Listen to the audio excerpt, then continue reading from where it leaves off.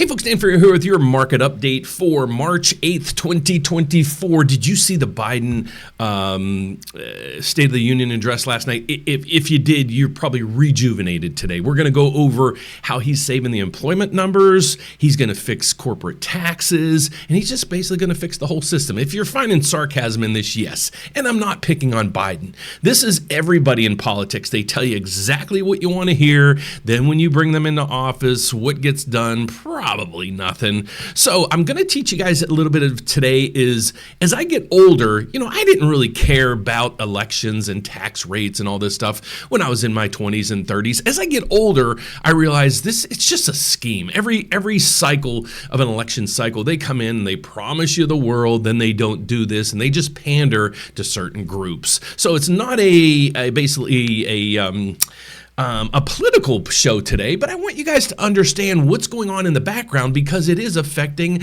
these things right over here. So without further ado, let's get over to the day's report. So we have some big numbers in today on the employment numbers, and how's that going to affect these things over here? Well, let's get to it. What you're seeing on your screen right through here, these are the top 6 products people use when they're buying their first house. These rates are for people that, let's break it down this way. Mortgage News Daily surveys lenders all over the country, and they ask them these 5 questions. If you were buying your first house, is a primary home and a single family home, meaning you're going to live there, and you have a 780 credit score and you're putting down 25%, that's what your rates are going to be. So most of you're not in that category. So at the end of this video, I'm going to show you how to reach out to me to figure out which rate you would qualify for. So without further ado, you can see where mortgage rates took a little bit of a dip yesterday again. Remember I said where rates are going to be in the 6% ranges by the end of this week, and I think they're going to just continue to trickle down and down and down because even the Federal Reserve is coming out saying, okay, we're probably going to start cutting rates probably in the June meeting. So let's get over to the data for today. The first thing we have today is U.S. job growth totaled 275,000 in February, but the unemployment rate rose. So when I saw this number, I'm like, okay, that was higher than expected. So what actually happened? So if you dig down into the numbers, it says right here, job creation topped expectations in February, but the unemployment rate moved higher, and the employment numbers from the previous 2 months were actually revised. So here's some huge revisions from previous months. Let's go down through this. I'm going to read it because this is really important. Non-farm payrolls increased by 275,000 for the month, while jobless claims rose higher to 3.9%, the Labor Department reported on Friday. Economists surveyed by Dow Jones has been looking for the payroll growth of 198,000, a step lower from the downward revision of 229,000 in January. The December gains were revised. They came out and they showed 333,000. Those are revised all the way down to 290,000. So the job market isn't or wasn't as robust as kind of we've been led to believe. The jobless levels increased even through the labor force participation rate held steady at 62.5%. Here's some good news too. Average hour earnings. Those are what we really follow because it's like the more money people are making, the more money they're going to spend. Thus, inflation's not going to come down. Well, this is another good insight. Average hourly earnings, watch closely with as inflation indicator shows a slightly less than expected increase for the month and decelerated from a year ago. Okay, so that's telling us wage growth is starting to pull back. Okay, so let's really dive into these numbers. We had today, right through here, average hours worked. Here, hold on one second. My apologies there. Average hours earnings. The last reading was up 0.5 as was expected. This is earnings, folks, how much you were making. It was supposed to uptick to just a little bit, 0.2. It actually only increased 0.1. Fantastic news. We have the previous job reports. 229,000 people got new jobs. That was a previous reading. Supposed to just tick down a little bit to 198. It actually jumped way up to 275. But the markets are liking this because a lot of these previously revised numbers are coming way, way down. That's what's pushing the unemployment rate from 3.7 to 3.9. Remember, the Federal Reserve's like, we want this to 4. Okay, so that's the big point here. So let's take a little bit of a deep dive into this subject. Part of the State of the Union yesterday was President Biden saying he's going to help do some things. What are those? Corporate taxes, consumer costs, economic agenda, all this stuff. Well, what happened with like the Obamacare? Wasn't it supposed to really save us a ton of money in healthcare? Well, I just did our healthcare for all of our employees, and our insurance went up 25%. Okay, so that wasn't working. So let's kind of break this down to the nitty gritty just a little bit. I want you guys to understand this, and it's not against Joe Biden. It's not against any political, person particular. This is against the whole environment out there. Okay, so it says President Biden laid out plans for further reshape the tax system and promised lower costs for Americans during his State of the Union address. Well, he's been in politics probably 40 or 50 years. Why hasn't he addressed the tax code since then? Okay, that's just a question to ask yourself.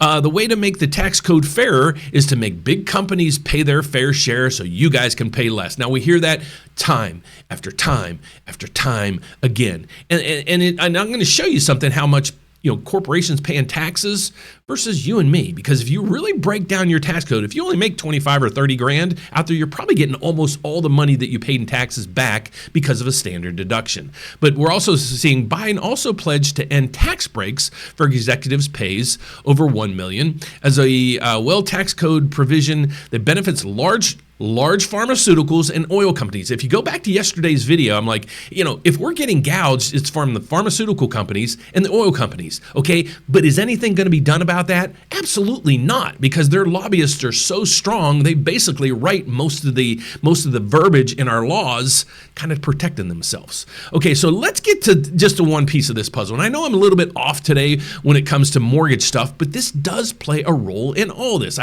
Trust me on this one. If you go to Google, okay, how much in taxes do they pay? If you were thinking, they probably pay nothing from what we understand from, what we hear all the time. Well, it's kind of weird because Alphabet's tax bracket, they paid over $11.9 billion in 2020. What year was this? 2023 in taxes. Okay. How about a person who makes, let's say, $30,000? How much does an individual pay? So I go to bankrate.com, marginal tax rates. I put in here, I'm single, make $30,000. How much in taxes do I pay? You pay a 6% rate. 6%. So you're going to pay $1,800. Okay. So you don't pay as much as you think. And I'm not downplaying that. I love it because I get usually a tax refund back every year because the standard deduction helps me quite a bit. But I want you guys to understand how all this unravels. When you come to, corporate taxes, they're not going to do anything about it because they've been telling us for years, decades, that they're going to do something about that. About healthcare. They got the Obamacare and it doesn't work. So all the stuff that they're telling you that they're going to do, it's not going to come to fruition. Okay, especially the pharmaceutical and the oil companies. They just basically make the laws and nothing's going to happen there. So please be careful when you're trying to dissect what the legislation tells us, because most of the time it's just a smoke screen. So without further ado, let's get over to it. We went through the economic data. We went through basically the agenda for today. The only economic news, like I said, was jobs numbers. How many people got jobs and how much of their wages went up. It was good news. There wasn't as many people, the employment rate went up and wage growth is starting to come down. How does the bond market like that? They like it. So if you go over to, let's check out and see what right through here, S&P 500 ticks higher. Heads for winning week after latest jobs data, because everything right now is completely surrounded by the Fed. What was I going to do here for a second? Oh, let's go to Wall Street in general, see what the Dow Jones is doing. Then we're going to look at the bond markets. So you're seeing right through here, Dow Jones is up 140 points. NASDAQ is up 86. Let's see what crypto is doing. Is it still on a roll? Bitcoin is up $630. And let's look at oil. Oil is coming down, so that also helps us with inflation. So let's get over to the bond market. We're seeing it right through here. So what you're seeing on your screen right through here, here's what we follow, folks. If you want to really figure out what the heck's going on with mortgage rates, you got to watch the mortgage bond. Okay, the MBS, it trades on Wall Street. If you follow the yield on this thing, you're going to know exactly what's going on with mortgage rates. It's hard to figure out where this number is, especially live ticker. So please just watch my videos each day, about 5-10 minutes, and you're going to learn all about what's going on. So what's happening right now, we see the bond market, it keeps going up. It was up about 15, then it was down, up 8, and then it's teetering right now. But the numbers right now are in the green, meaning the prices of this bond are going up. What do you guys know about bonds? If the price goes up, the yields go down. So in a mortgage bond, when the prices go up, mortgage rates come down, and we love it. If we go over to here and let's look at a 5-day trend, you're seeing that is up, up, up, and away. So I got to ask you something. If I was able to help you maybe navigate through this mortgage market, or maybe we were able to help you negotiate a better terms with your lender, or maybe we even got you a much better terms than your lender got you, well, how about buying me a cup of coffee? I'm not asking you to join my, classes for $1,000 or anything else. Spend $5 and buy me a cup of coffee if you want. I don't need it. I'm not begging you guys for it, but if you want to just give me a little kudos, it is down below in my description. You can just donate $5 and I'll go out and get me a cup of coffee. So, without further ado, guys, let's get over. If I said at the beginning of this video, if you don't have a 780 credit score and putting 25% down, what kind of rate can you qualify for? Well, check us out. Go to the rateupdate.com. That's our website, and you're going to find out here's all of our data.